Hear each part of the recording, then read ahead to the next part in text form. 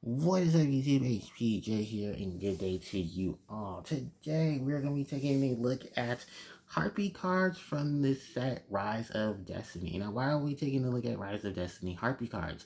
Simply because it has been over 19 years now since the Harpie Cards from Rise of Destiny were released. Actually, it's been 19 years since Rise of Destiny itself was released. And I wanted to pay homage to it since this year has been flooded with a ton of new Harpie cards for Yu-Gi-Oh! Rush Duel with all the new artwork and everything. And Rush Duel now being in Duel Links, there's only a matter of time, I think, before they say we're going to print Rush Duel cards in the TCG or even move some of the Rush Duel cards over from the Rush Duel series to the TCG, which I hope it does because there's a lot of controversy behind that.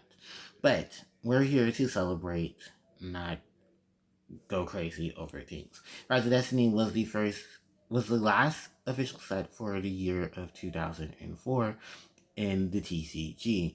This set, I believe the cover monster of it was the creator, if I'm not mistaken. So not too bad for a monster. It's unfortunately that the unfortunate thing is that the creator gets overshadowed by a plethora of monsters, and even the fact that it's dark variation. The dark creator had even more of an abrupt time than it did, sadly, but truly.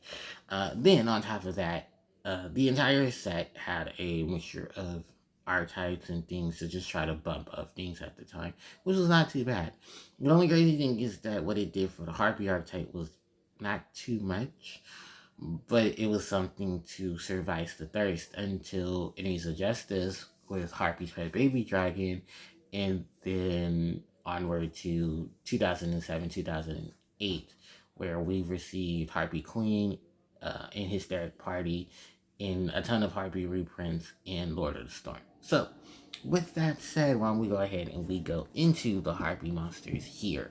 So, starting off, of course, is the trio of the Harpie ladies that were introduced in Rise of Destiny, and that is Harpie Ladies 1, 2, and 3. Harpie Lady 1, 2, and 3 are level 4 wind attribute windy beast type monsters who have the same attack, defense, level, and type of attribute. Their attack and defense are 1300 attack, 1400 defense.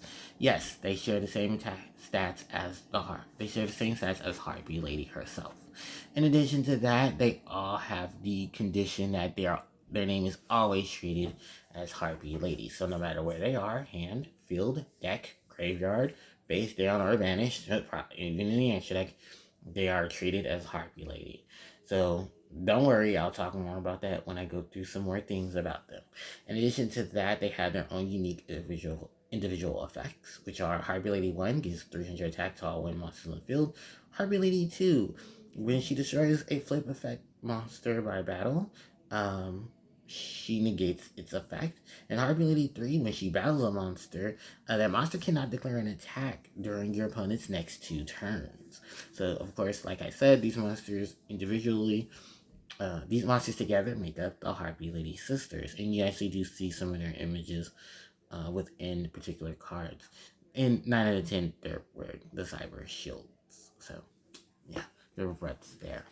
We're going to move on from there to talk about the next Rise of Destiny Harpie card. And it's actually the last of the monsters for the Harpies in that set, and that's Harpie Girl. She is a level 2 wind attribute, windy beast type monster with 500 attack and defense. Her flavor text reads, a Harpie chick that aspires to flit about beautifully and gracefully, but attack sharply. Yeah, she's the lowest statted Harpie monster in the archetype, as well as she's the lowest statted Harpie in general. And having 500 attack, 500 attack and defense, she has a level of 2.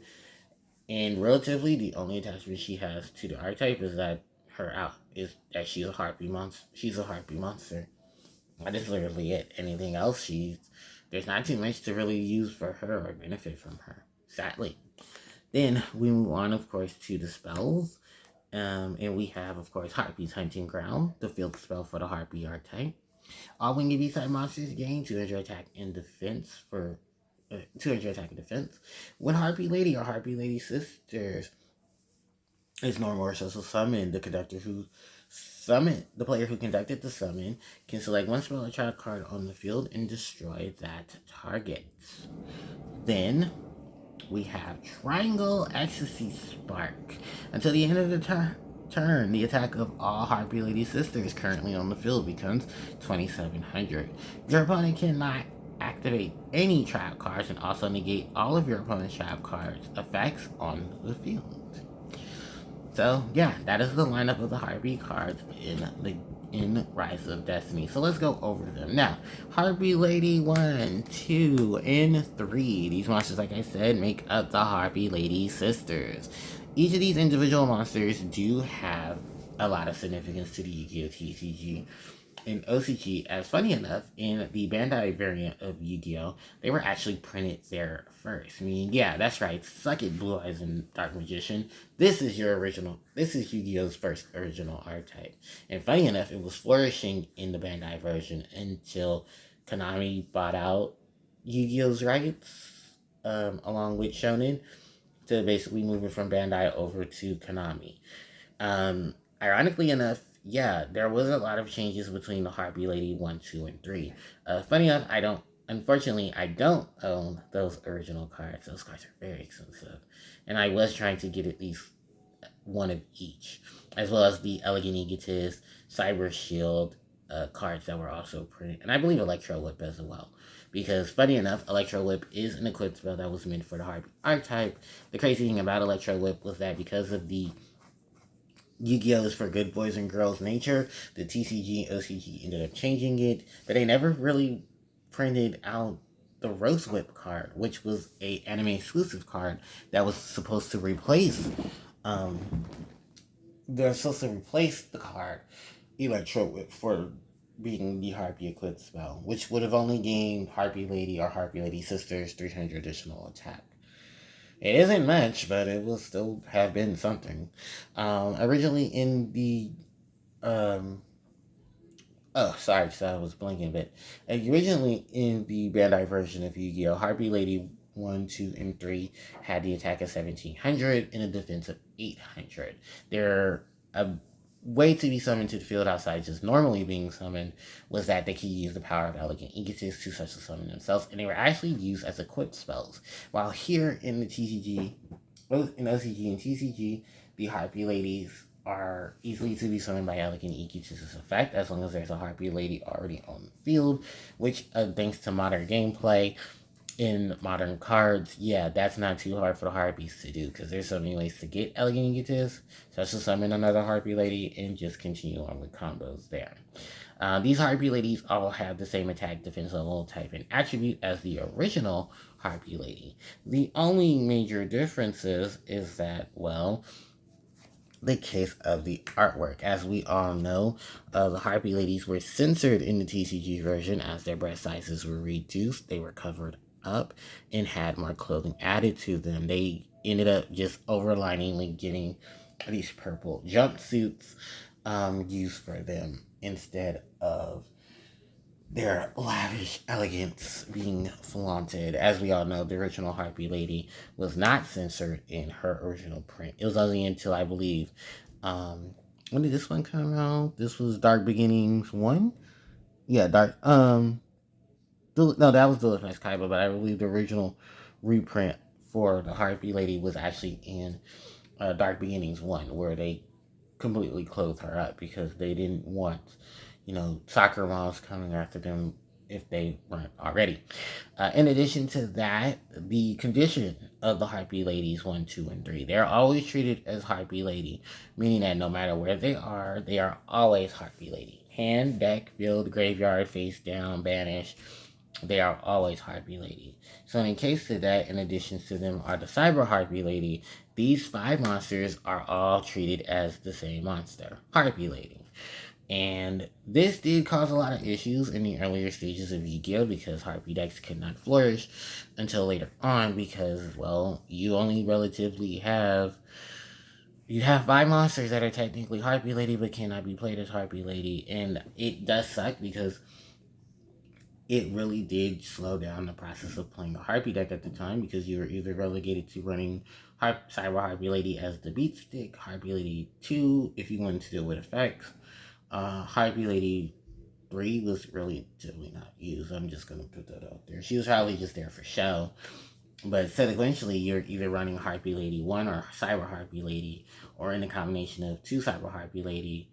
No, one Harpie Lady, either a combination of Harpie Lady, Cyber Harpie Lady, or Harpie Lady 1, because those were relatively the more useful out of them. Or even running Harpie Lady 2, because at the time, when Rise of Destiny came out, there was just still a plethora of flip effect monsters being printed left and right. So she was a good counteract for the Harpies, or just Wingy Beast decks to deal with those monsters. So eventually, I don't think any Harpie Lady 3 was relatively used, sadly. And it wasn't until Yu-Gi-Oh! Rush Duel where they reprinted Harpie Ladies 1, 2, and 3 for that game, where Harpie Lady 1, 2, and 3 have unique abilities attached to them. I think the only one that hadn't changed was this Harpie Lady 1. Harpie Lady 2 and 3 have a thing where they have to send the top card of the deck to the graveyard to gain the ability of being Harpie Lady while on the field till the end of their opponent's until the end of your opponent's turn. Well, instance is different from how the TCG OCG handles it. In addition to that, Harpie Lady 2 has an ancient gear effect where when she battles a monster, she's unaffected by traps until the damage step is done. Where Harpie Lady 3 has the ability to prevent a monster from attacking. That is level 1 to 8. Then there was the whole jump up as the Harpie Ladies upgrades to the Harpie Lady Sisters for Yu-Gi-Oh! For Yu-Gi-Oh! Rush Duel, where Harpie Lady 2 has an ability where she can select the wind monster you control by returning 2 wind monsters in your deck. Yeah, 2 winged beast monsters, I believe, from your graveyard to the deck. You are able to give that monster 500 initial attack, but if she's maximum summoned, you can inflict 500 points of damage. Harpie Lady's L, which is Harpie Lady 2, she has the ability to be unaffected by your opponent's track cards. And Harpie Lady 3 has the ability that they are allowed to attack monsters up to 3 times on the field. So, yeah, it is a relatively big buff to Harpie Lady 1, 2, and 3. And ironically enough, people wanted those buffs here in the TCG. But I've already talked about that in the video and what that stands there. Other than that, the only other big thing to talk about is that Harpie Lady 2 and 3 were actually switched for the Konami version of Yu-Gi-Oh! Initially, the purple-haired Harpie Lady was Harpie Lady 2, and the red-headed Harpie Lady, the short-haired orange, the ginger Harpie Lady, she was Harpie Lady 3.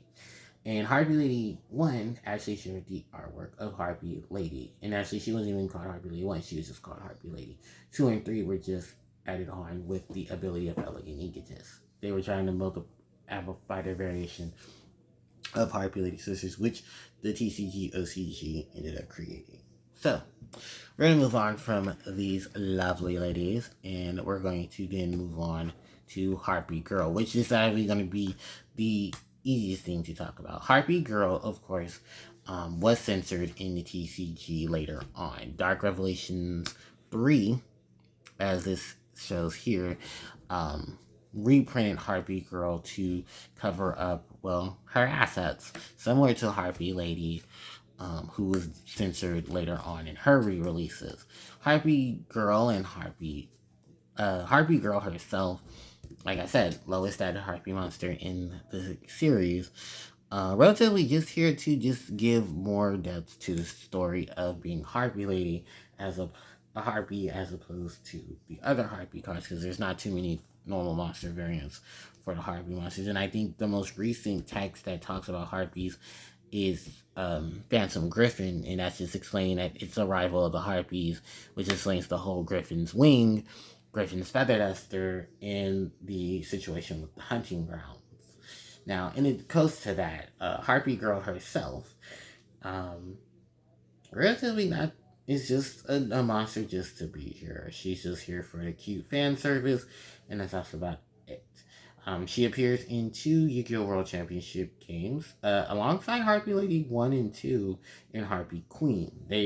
And Harpie's Pet Baby Dragon. Those 5 monsters are the monsters that appear in the Yu-Gi-Oh! Card game, in the Yu-Gi-Oh! Video games. Harpie Lady 1 and 2 Harpie Girl and Harpie Queen appeared in Yu-Gi-Oh! World Championship 2008. Harpie Lady 1 and 2 are tag dual partners called Air, Air slash Fang, and Harpie Girl and Harpie Queen appear as a tag duel in with the name Monsoon Riders. Both of their decks are based off of upgraded versions of Harpie decks for that time, as well as utilizing wind monsters such as Rise of the Storm Monarch and other various wind supports. In addition to that, Harpie Girl reappears in Yu-Gi-Oh! World Championship 2011 alongside Amazoness Trainee, signifying that these two are the youngest monsters of their archetype. And funny enough, that Harpie Girl and Harpie, that is also paying homage to Mai Valentine, as she was the duelist who originally started both the of course, the Harpie duelist herself, and also started off being one of the few duelists in the series to run Amazoness in her deck. Because Tanya later on in Grace and Gloria. Other than that, Harpie Girl is just your standalone normal monster that's just there for the fan service. Alright, moving on from that. And before we move on to, oh yeah, she's in Yu-Gi-Oh! Rush Duel, but there's no big difference there either. Harpie's Hunting Ground. So this is the first time we get the appearance of Harpie Lady 1 by herself. Yeah, that is Harpie Lady 1 there in the artwork of the card with the Ojamas, Ojama green, blue, Ojama green, Ojama black, and Ojama yellow. Now the significance of this is that the Harpies have some history with the Ojamas, a very abrupt history. I believe in the Big Cattle Drive, you see Harpie Queen getting hit by the Ojama Yellow, which I think the Big Cattle Drive itself is just supposed to signify that the alliance between the Beast Warrior, and Winged Beast monsters, which lies itself, is now called the Beast Family. While the Beast Family itself is going through that dignifying thing, it's going to be a while before the Harpies can really trust the Ojamas, or rather yet the Ojamas trust the Harpies, because the Harpies hunted down the Ojamas. You actually can see the results of that in Solidarity. No, not in Solidarity. I think there's another card. No, it is Solidarity, where I think there's supposed to be like graves and stuff around Solidarity, in which, yeah, they're paying mourning to the fallen kin. And I believe there's also another card that does that as well, in which was because the Harpies eat the Ojamas. Yeah, they're their prey. And as well as, I believe, the Phantom Griffins, the Griffins use the Ojamas as prey as well, because they're fighting over the Harpies. They're fighting over the hunting grounds in which the Harpies reign territory over. It's very weird. But yeah, that is the thing. Harpie's Hunting Ground, of course, is the first field spell to have back row removal, and sets the trend for the back row moving field spells. Because remember, at the time, Harpie's Feather Duster ended up getting banned later on, I believe in 2005 ban list, which was the first ban list for the Yu-Gi-Oh! Series, in which Harpie's Feather Duster was banned, and took it about 15 years later for it to be unbanned in the OCG, and I think 17 years in the TCG. Which, in addition to that, yeah, this is still relatively one of the most used OG cards next to Harpie Lady and Elegant Aegitus for the Harpie Lady archetype. Because quickly, yeah, it's their field spell. So unless they want to reprint a new field spell, that'd be great. I also didn't know that Harpie Lady 1 is seen in here with the whip that Cyber Harpie Lady has. Her original artwork does not feature that in it at all. In addition to that, she doesn't even, I guess it's supposed to be like the reason why she gains the 300 attack, but she gets the 300 attack to all wind monsters, so that kind of doesn't justify it there. And there's no other prints of her holding the whip outside of this card's artwork. So, which was censored. They covered up her boobies. Alright, and then last but not least is the Triangle Ecstasy Strike. So this card is supposed to be the first of the attack cards for the Yu-Gi-Oh! Series, in which it includes the Harpie Lady Sister's signature attack, Triangle Ecstasy Spark. Notice that this card's name is Triangle Ecstasy Spark. In the English dub of the Yu-Gi-Oh! Series, this attack is called Exterminator Attack. Where the Harpie Lady Sisters combine their forces to take out, I believe it was Mystic Elf, Yugi's monster. The thing about this is that we're shocked that they didn't rename it as Exterminator Attack, but I maybe there was some legal reasons why it wasn't, and they just decided to go ahead and just keep it as Triangle Ecstasy Spark. This was actually, funny enough, the first ultimate rare card for the Harpie archetype. Yeah, it is an ultimate rare version of this card. Whereas opposed to, I believe in the OCG, the first ultimate card was, no, I think it actually is Triangle Ecstasy Spark. Because I don't think it was Harpie's Feather Duster. That was one of the first secrets. And Harpie's Feather Duster was, I believe, tournament pack card for both TCG and OCG, and it was later re-released in the World Championship games as a World Championship games for EU. The TC, I think for North America and Japan, we got it in Yu-Gi-Oh! Stairway to the Destiny Duel, which was the sequel game to Yu-Gi-Oh! Eternal Duelist Soul. So, yeah, that is the big history there. And it's also the first of cards to be part of the super rare, ultra rare, ultimate rare set, where some cards would be either super or rare, and then they would have their ultimate variant later on, which was in the same set. So you could either pull the super variant or the ultimate rare variant of the card. Harpie Queen followed that up, as she was ultra rare. No, she was ultimate rare, and then she was rare. And who else was it? Harpie Pet Baby Dragon also followed that up too, where it's a rare and an ultimate rare as well. And I do own ultimate rares of my Harpie Pet Baby Dragon. I just don't own any ultimate rares of Harpie Queen. Sadly, I used to, but she was worth money.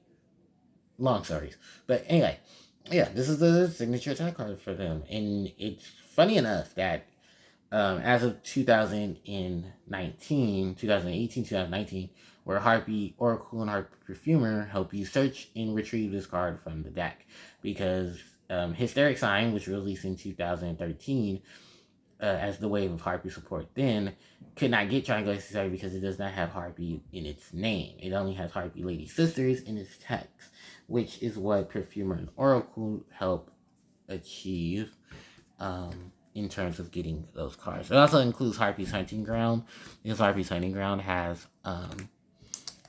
here, we'll move these out the way. Harpie's Hunting Ground has Harpie Lady Sisters in its text. So Perfumer and Oracle can get both Triangle Ecstasy Spark and Harpie's Hunting Ground to the hand, if your deck actually plays Triangle Ecstasy Spark, which in some variants I've tried. So yeah, that is basically going to wrap up this video for today, because I don't want to trivialize it any more than I already have. But thank you guys so much for coming and watching and participating in this video. I really do appreciate it. Don't forget to like, comment, share, and subscribe to the channel, as it helps out tremendously. You can hit that Cyber Harpie Lady. You can hit the notification bell so you guys can be informed of when I do upload more content to my channel. And the social media links are in the description box below. So with that said and done, thanks everyone for watching. HPJ signing out. Take care.